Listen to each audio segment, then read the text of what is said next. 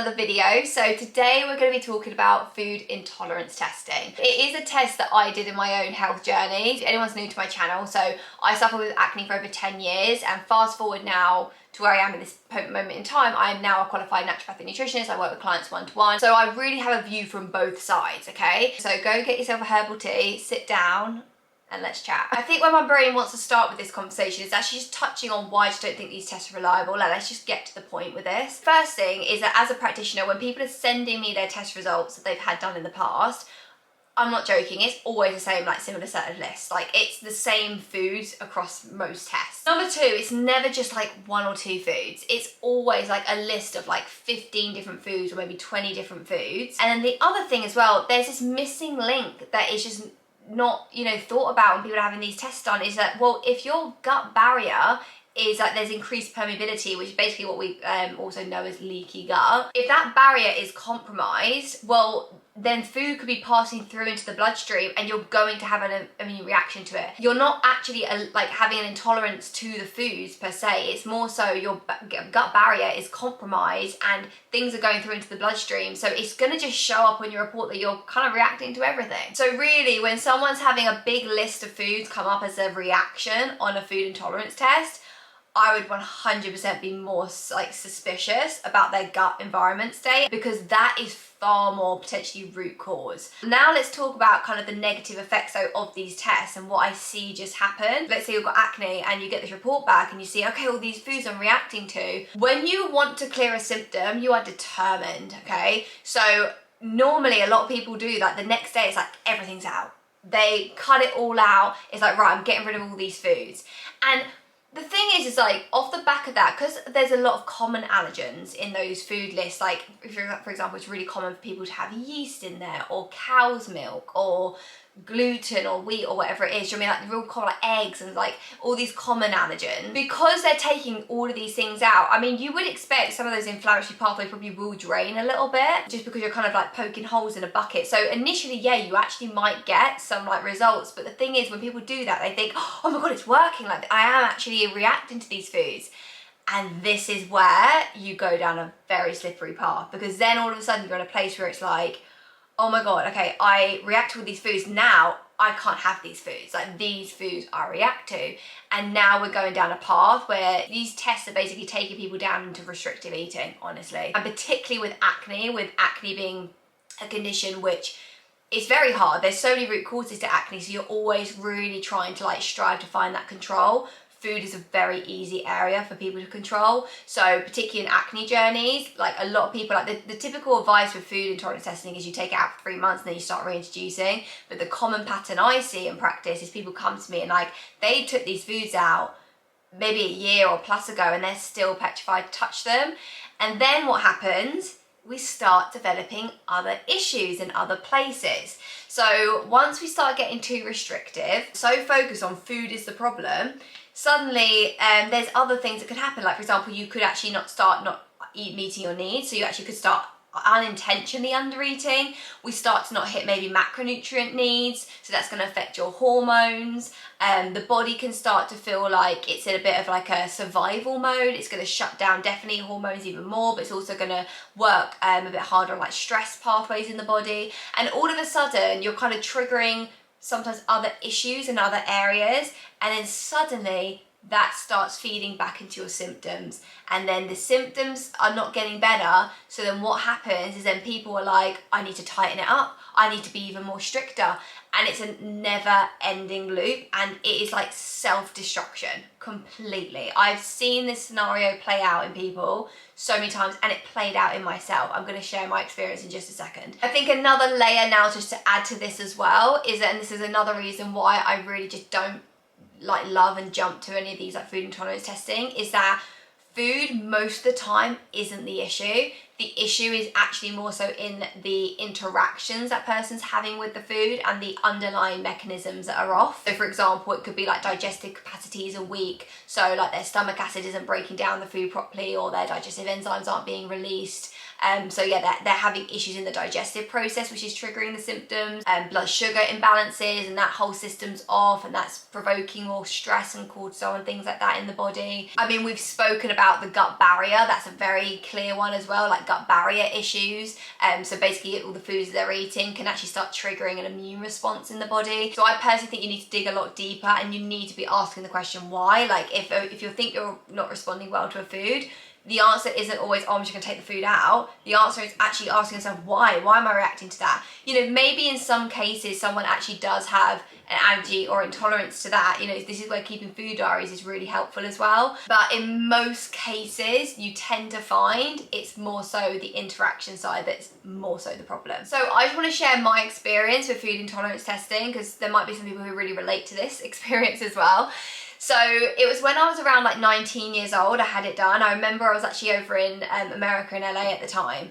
And basically I got my test results back, and I had like literally 15 plus foods. Like there was so many foods on this list. I was at such a low point emotionally as well with my acne that I was like, I'm so an all-in person. So like I overnight was like, that's it, it's all going out.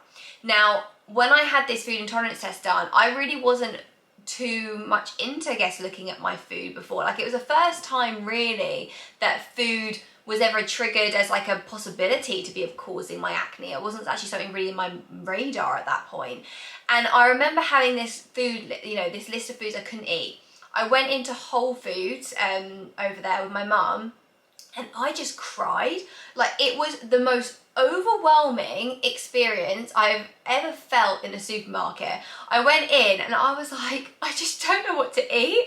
Like there was just, honestly, it was like big foods that were on this. Like we had wheat, yeast, we had eggs, milk, like there was just so many big things. And for someone who before that food test was eating everything, I just did not even know where to start. I was so overwhelmed, and because I didn't have the education or knowledge and I was going so extreme with it, I actually started eating not enough firstly, but also like the meals were just so bland and just so like basic, and it was quite sad to be honest with you.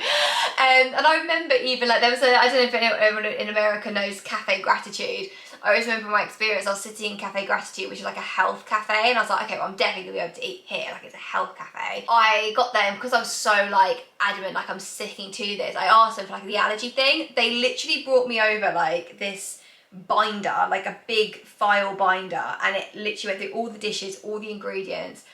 And I sat there going through, I remember one of the things I couldn't eat was coriander. And in Cafe Gratitude, everything had coriander. Like it was literally in so many things. And I was going through this file in front of everyone in the restaurant. I'm just sitting there at this table with this huge folder going through all these things. And I was nearly on the verge of tears because I could hardly find even one dish that didn't have like at least like one of those things on that list. So honestly, it was so stressful. So imagine what that stress was also doing on me internally, how that would have been playing on my hormones and my skin. Also bear that in mind. Fast forward to like the next couple of years, I started introducing a few of the feedback, but I still kept quite strict on some of the big ones. And basically I'm going to just cut this story down, but basically that food test really triggered me into becoming very obsessive over my food, like very obsessive about healthy eating. I also started, because also the more you go down that path, the more you start doing yourself like googling and researching and stuff, and I was reading books, etc. And then I started learning about sugar and how that can affect it, and like I then started cutting out other things as well. And it got to a point where I just wouldn't even touch sugar. Hardly even some fruits I wouldn't touch. I was so strict. Now, if I look at that time of my life, that is when my symptoms were at their worst, okay? Because this exactly echoes what I said at the start of the video, okay? Is that intolerance test triggered me into so many other health issues, okay? Because I, from that, started under eating. I lost my period for a year, okay? I did not have a period for over a year, but because I had that test result that said, oh, you're reacting to those foods, I was like, well, you know, that is obviously factual. I was like, you know, that's not the problem then. So I never ever thought that me being restricted with my food was ever an issue. I always saw that as helping me. But anyway, yeah, so I lost my period for a year because I was under eating. My skin was at its worst it's ever been. It was so inflamed, covering all my cheeks.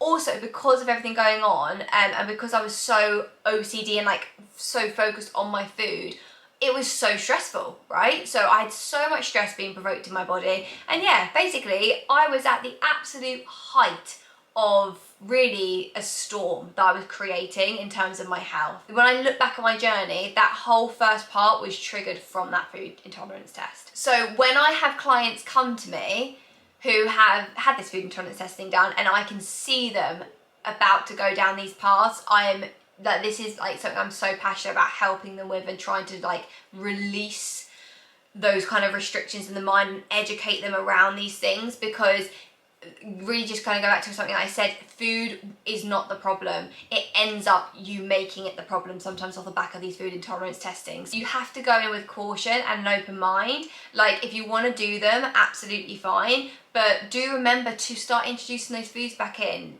Most of the time when you take these things out, it's a bit like draining a bucket down. You know, that bucket is full right now, so that's where the symptoms are going to be heightened. But you know, when you take some of these foods out, it's a bit like poking holes in it and just letting the water drain down. But then once you kind of let it drain down, you should then be able to like add these things back in and then find where that happy balance is, where you can have those things in your diet and it's not causing you a problem. And I think the biggest takeaway that I just really want to kind of put in really with this video is that you need to dig deeper, in my opinion, than food intolerance testing. Like I personally think taking that money you would put into a food intolerance test and investing maybe in like a GI map and doing like gut testing, or maybe doing like your HTMA, like your minerals, it depends what symptom you're experiencing. There's different tests for different symptoms and different, you know, cases. So I would say work with a practitioner as well, because I think that was the other thing. I think with food intolerance testing, because it's so accessible for the everyday person, a lot of people do it off their own back, and because they haven't got the support and guidance, I know they do those calls, but like really like the call was so short that I had with the person, and it really just, it wasn't enough support and wasn't very helpful. Like, I mean, I still ended up in the situation I was.